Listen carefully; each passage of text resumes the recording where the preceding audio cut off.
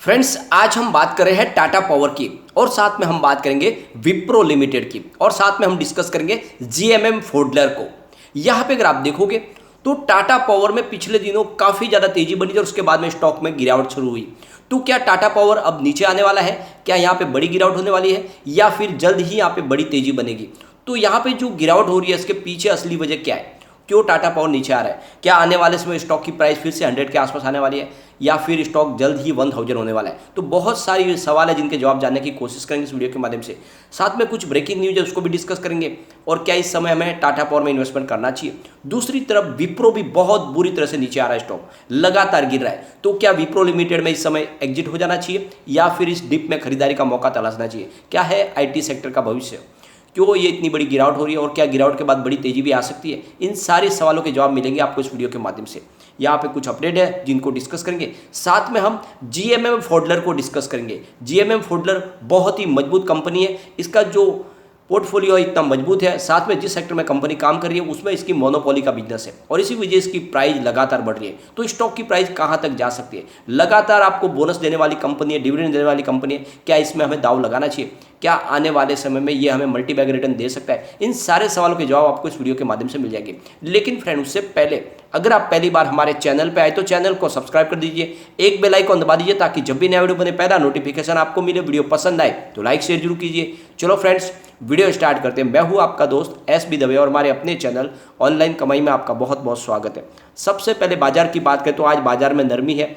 बड़ी तेजी के बाद आज फिर से यहाँ पे आपको थोड़ी सी प्रॉफिट बुकिंग दिखाई देगी क्योंकि एक तरफा तेजी का माहौल नहीं बनता। कल लगभग 1000 पॉइंट की तेजी थी, तो आज आपको 500-600 पॉइंट की गिरावट दिखाई देगी। फिलहाल बीएसई सेंसेक्स 51,948 के ऊपर है, तो 52,000 का स्तर फिलहाल टूटा है। करीब 1% की तेज गिरावट है बीएसई सेंसेक्स में और इसका असर देखने को मिल रहा है आपको टाटा पावर में। फिलहाल टाटा पावर की बात करें तो 201 पर इसकी प्राइस है, जहाँ पे 1.47% की गिरावट देखने को मिल रही है। इंट्राडे में इसने 199 का लो भी बनाया, इसका मतलब 200 के स्तर को भी तोड़ा। तो यहाँ पे काफ़ी ज़्यादा प्रेशर बना हुआ है स्टॉक में। 117 इसका 52 वीक का लो है, 298 52 वीक का है। फिलहाल स्टॉक 203 के आसपास है। अब इसकी परफॉर्मेंस अगर हम देखें तो जब कोरोना की पहली लहर आई थी उस समय बाजार में जबरदस्त गिरावट हुई और उस समय अगर आप देखोगे तो स्टॉक 30 रुपीज़ के आसपास हो गया था 30 मार्च 2020 को, अप्रैल को। अब ये स्टॉक 2 साल में अगर आप देखो 30 रुपये का स्टॉक 300 तक जाके आए और अब स्टॉक 200 के आसपास है।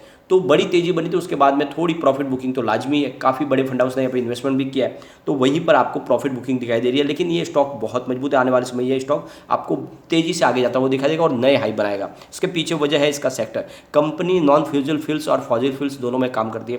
कंपनी का रिन्यूएबल एनर्जी सेक्टर भी है और साथ में कंपनी का पावर ट्रांसमिशन और डिस्ट्रीब्यूशन का कामकाज भी है। कंपनी आप देखो तो थर्मल पावर प्लांट के ऊपर काम करती है, कोल बेस और ऑयल तीनों पावर प्लांट है इनके। साथ में कंपनी का आप देखोगे तो विंड पावर और सोलर रूफटॉप का भी कामकाज है और लगातार इनका कामकाज बढ़ रहा है और इसीलिए कह सकता हूँ कि ये स्टॉक आने वाले समय का एक बड़ा मल्टीबैगर हो सकता है। कंपनी लगातार अपने बिजनेस को बढ़ाने की कोशिश कर रही है और इसी वजह से बाहर से बड़े इन्वेस्टर जो इसमें इंटरेस्ट ले रहे हैं और इसमें इन्वेस्टमेंट कर रहे हैं। अगर आप मार्च क्वार्टर के रिजल्ट को देखेंगे तो बहुत ही बेहतरीन आंकड़े निकल कर आए थे, जहाँ पे आप देखोगे तो रिवेन्यू इनका 11.96 थाउजेंड को भी था, जहाँ पे 15.41% की ईयर ऑन ईयर बेसिस पे हमें बढ़त देखने को मिली। नेट इनकम 503.11 करोड़ भी रही, जहाँ पे 28.04% की ईयर ऑन ईयर बेसिस पे बढ़त देखने को मिली और नेट प्रॉफिट मार्जिन यहाँ पे 4.21% रहा, जहाँ पे 11.08% की ईयर ऑन ईयर बेसिस पे बढ़त देखने को मिली। तो आप देखोगे कि बहुत ही बेहतर इन्होंने रिजल्ट बेस किया, साथ में इन्होंने डिविडेंड भी डिक्लेयर किया।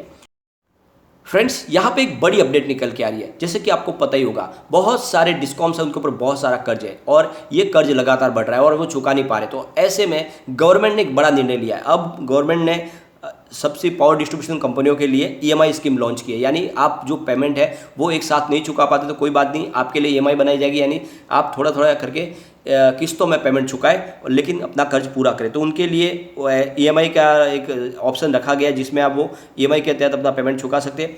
तो उनको 12 से लेकर 48 महीने का समय दिया जाएगा जिसमें उनको किस्त बनाई जाएगी और उस किस्त के हिसाब से वो अपनी ईएमआई चुकाएंगे। यानी कर्ज आपको चुकाना है लेकिन उसके लिए समय दे दिया गया, उनको एक राहत दी गई है सरकार की तरफ से और एक बड़ा निर्णय लिया गया मिनिस्ट्री ऑफ पावर की तरफ से।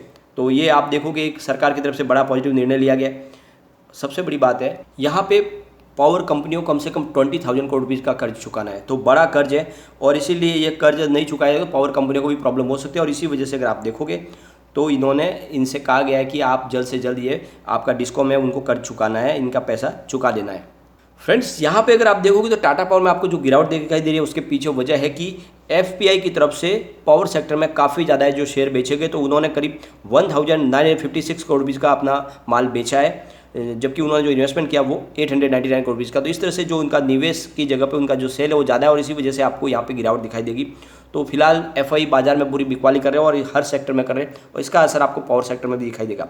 लेकिन अगर टाटा पावर की बात करें तो कंपनी बहुत मजबूत है। अगर हम इसका मार्केट कैप देखें तो 65,361 करोड़ रुपीज़ का है। इसका पी रेशियो 38.04 है, पीबी रेशियो 2.91, इंडस्ट्रीज पी 8.23 का है, डेप्ट टू इक्विटी 2.28 है, आरओई इसका 9.74% है, ईपीएस 6.96 का है, डिविडेंड 0.86% का कंपनी ने दिया है, बुक वैल्यू इसकी 70.20 की है, फेस वैल्यू 1 रुपीज़ है।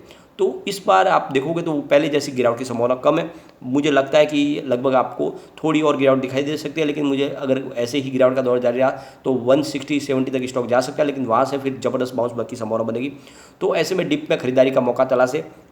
यहाँ पे कम्युनिटी सेंटीमेंट स्टॉक के साथ बना हुआ 82% बाई की कॉल है, 12% सेल की कॉल है, 6% होल्ड की कॉल है। तो लगभग 100 में से 88% लोग इसको लेना पसंद कर रहे हैं। एक बार इसके पिवट लेवल को चेक कर लेते तो यहाँ से और गिरावट होती है। 195 का पहला सपोर्ट है, यह सपोर्ट टूटा तो 186 तक स्टॉक जाएगा। तीसरा सपोर्ट फिलहाल 180 का है। पॉजिटिव माहौल बना तो फिर 210 का फर्स्ट रेजिस्टेंस है, इसको पार किया तो 216 तक स्टॉक जाएगा। तीसरा रेजिस्टेंस 225 का। तो मुझे नहीं लगता यहाँ पे बड़ी गिरावट होगी। स्टॉक मजबूत है क्योंकि कंपनी का पोर्टफोलियो मजबूत है, कंपनी लगातार बिजनेस बढ़ा रही है अपना। ईवी चार्जिंग में पूरे हिंदुस्तान में नंबर 1 है कंपनी। सोलर रूफटॉप के ऊपर लगातार एग्रीमेंट हो रहे, बहुत सारी कंपनियों के साथ बिजनेस टाइप हो रहे। तो ऐसे में आपको निवेश करना चाहिए, लंबे समय के लिए बने रहे। स्टॉक आने वाले समय आपको मालामाल कर देगा। आपका नजरिया अगर 3 साल का है तो ये 1000 का टारगेट आपको दिखा सकता है। चलते हैं विप्रो की तरफ। फिलहाल स्टॉक में आज गिरावट है, बाजार की गिरावट का इस पर असर देखने को मिला। कल इसमें अच्छी खासी तेजी थी और कल की तेजी जो थी आज लगभग उसमें उतनी ही गिरावट है। फिलहाल स्टॉक 414 पर है, जहाँ पे 2.56% की गिरावट है। और इसकी परफॉर्मेंस अगर हम देखें तो 402 इसका 50 रुपये का लो है, 739 50 रुपये का है। फिलहाल स्टॉक 419 पर है, ऊपर के लेवल से काफ़ी करेक्ट हो चुका है। लेकिन यहाँ पे अगर आप देखो तो मेहुल कोठारी आनंद राठी ने इसमें बाई की कॉल दी है। उन्होंने 445 का टारगेट रखा है और यहाँ पे स्टॉप लॉस लगाने को कहा है 400 का। तो उनका कहना है कि स्टॉक 400 से ऊपर जब तक ट्रेड करा तो पॉजिटिव माहौल बना रहेगा और स्टॉक 445 तक जा सकते, तो बाई की कॉल दी जा रही है। अब यहाँ पे विप्रो लिमिटेड की बात करें तो विप्रो आईटी सेक्टर की कंपनी है। इंडिया के अलावा बहुत सारी कंट्रीज़ में कंपनी का कामकाज है, लेकिन कंपनी सिर्फ आईटी का ही काम नहीं करती बल्कि कंपनी के कंज्यूमर प्रोडक्ट सेक्टर भी है। कंपनी शॉप वगैरह भी बनाती है, साथ में इनका लाइटिंग डिवीजन है। विप्रो के हर तरह के आपको प्रोडक्ट दिखाई देंगे और कंपनी हेल्थ केयर प्रोडक्ट भी बनाती है। अब तो उन्होंने एक प्लांट लगाया बेंगलुरु में जहाँ पे बड़ी बड़ी हैवी मशीनरीज बनाएगी जो ऑपरेशन में काम आती है, चाहे सिटी स्कैन हो, एमआरआई हो और ऐसी बहुत सारी मशीनरी, सोनोग्राफी हो, सारी की सारी कम प्राइस में इंडिया में बनेगी। तो अगर आप देखोगे तो इसका पोर्टफोलियो मजबूत है और इसीलिए विप्रो में आपको इन्वेस्टमेंट करना चाहिए। इस विप्रो में जिसने भी इन्वेस्टमेंट किया वो लोग लगातार मालामाल हुए क्योंकि कंपनी लगातार आपको डिविडेंड और बोनस देती है। तो ऐसे में आपको विप्रो में बिल्कुल इन्वेस्टमेंट करना चाहिए। यहाँ पे अगर हम आईटी की बात करें तो आईटी में भी बहुत ज़्यादा सेलिंग देखने को मिली हमें एफपीआई की तरफ। आईटी में जो निवेश किया हुआ है एफआई का वो काफ़ी ज़्यादा है, लेकिन उसमें भी कमी आई है क्योंकि आप देखोगे तो इनका जो निवेश था वो करीब 5.45 लाख करोड़ रुपीज़ का था, जिसमें 7% की गिरावट देखने को मिल रही है जो फिलहाल 5.09 लाख करोड़ रुपीज़ पर आ गया है। तो आप देखोगे कि एफपीआई ने यहाँ पर भी इन्वेस्टमेंट अपना बेचा है और लगातार हर सेक्टर में उनकी बिकवाली हो रही है। इस वजह से यहाँ पर आपको दबाव दिखाई दे रहा है विप्रो के अंदर भी। अगर हम विप्रो के फंडामेंटल की बात करें तो बहुत ही ज़्यादा मजबूत है। मार्केट कैप इसका 2,32,340 करोड़ रुपीज़ का है। इसका पी रेशियो 19.08 है और पीबी रेशियो 3.53 है। इंडस्ट्रीज पी 27.33 का है।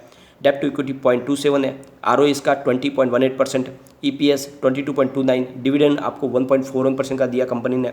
बुक वैल्यू इसकी 120.38 है और फेस वैल्यू 2 रुपीज़ है। तो आप देखोगे कि काफ़ी अच्छे फंडामेंटल है और इस फंडामेंटल के दम पे आप यहाँ पे इन्वेस्टमेंट कर सकते हैं और गिरावट का फायदा उठाए। जैसे ही तेजी बनेगी स्टॉक रॉकेट की गति से आगे बढ़ सकता है। लेकिन एक बात का ध्यान रखें, बाजार में अभी भी गिरावट का दौर तो जारी रह सकता है। तो ऐसे में निवेश थोड़ा ही करें, नीचे खरीदारी पे और अपने एवरेज को नीचे लाया जा सकता है, लेकिन थोड़ा थोड़ा करके इस इन्वेस्टमेंट तो शुरू करना चाहिए। काफ़ी ज़्यादा करेक्शन हो चुका है। यहाँ पे अगर कम्युनिटी सेंटीमेंट देखें तो स्टॉक के साथ बना हुआ है 70% बाई की कॉल है, 30% सेल की कॉल है। तो लोगों का अच्छा खासा रोजाना स्टॉक की तरफ बना हुआ है। एक बार इसके पिवट लेवल को चेक कर लेते तो यहाँ से अगर स्टॉक गिरता है तो 418 का फर्स्ट सपोर्ट है, ये सपोर्ट टूटा तो 412 तक स्टॉक जा सकता है। तीसरा जो सपोर्ट है वो 408 का है। तो फिलहाल आपको देगा कि स्टॉक काफ़ी वीक लग रहा है। तो आने वाले समय में यहाँ पे आपको और गिरावट दिखाई दे सकती है क्योंकि स्टॉक अपना मजबूती के साथ आगे नहीं बढ़ पा रहा है और अभी फ़िलहाल जो स्टॉक है वो 414 पर आ चुका है। इसका मतलब जो पहला सपोर्ट है वो तो टूट चुका है, सेकंड सपोर्ट के आसपास है। अब पॉजिटिव माहौल अगर बनेगा तो 429 का फर्स्ट रेजिस्टेंस है, इसको पार किया तो 432 तक स्टॉक जाएगा। तीसरा रेजिस्टेंस 439 का, तो तेज़ी बनी तो 440 तक जा सकता है, जो मेहुल कोठारी का आपने टारगेट देखा होगा। तो बिल्कुल इन्वेस्टमेंट करें थोड़ा थोड़ा, ये स्टॉक काफ़ी मजबूत है, आने वाले समय आपको बहुत ही बेहतर रिटर्न दे सकता है।